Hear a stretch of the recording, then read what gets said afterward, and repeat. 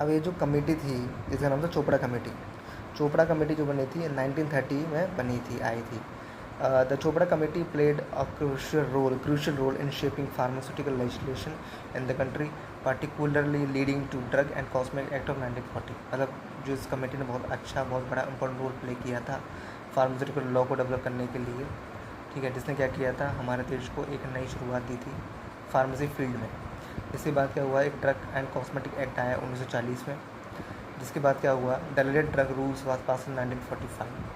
अभी इस एक्ट से रिलेटेड जो रूल्स थे वो आपके आए थे 1945 में, 1945 में। सिर्फ 1940 the act has undergo several amendments.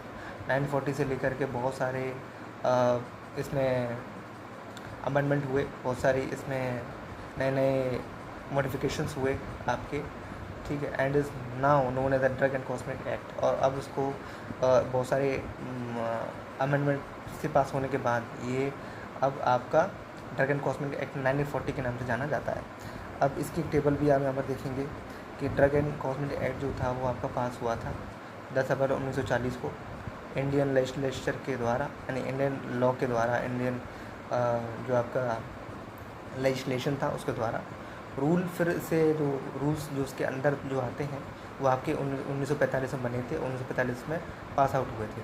फिर इसके अंदर जो सबसे पहला सुधार किया गया था उसके अंदर जो थोड़ा सा मॉडिफिकेशन, तो पहला मॉडिफिकेशन इस रूल के अंदर किया गया था वो 1955 में 1955 में किया गया था बाय द इंडियन पार्लियामेंट। और फिर धीरे धीरे करते करते और भी इसके अंदर अमेंडमेंट हुए हैं, अलग अलग साल पे हुए हैं। एक आपका 1960 पे हुआ, दूसरा फिर 1962 पर, फिर 1964 में हुआ है, फिर 1972 में हुआ है, फिर 1982 में हुआ है, फिर 1995, फिर देन 2008 में, 2011 में और 2018 में। ऐसे करते करते 2018 तक आपके इसमें अमेंडमेंट होते चले गए हैं। अभी रिसेंटली 2018 में ही हुआ है, ठीक है। अब ये जो एक्ट बना, ये 2018 एक्ट जो बना था DNC एक्ट, अब इसके ऑब्जेक्टिव्स को ज़रा डिस्कस कर लेते हैं कि इसके ऑब्जेक्टिव क्या थे, ये क्यों बनाया गया था। The drug and cosmetic act was pass in 1940 with the main object to import, manufacture, distribution और sale of drug and cosmetic।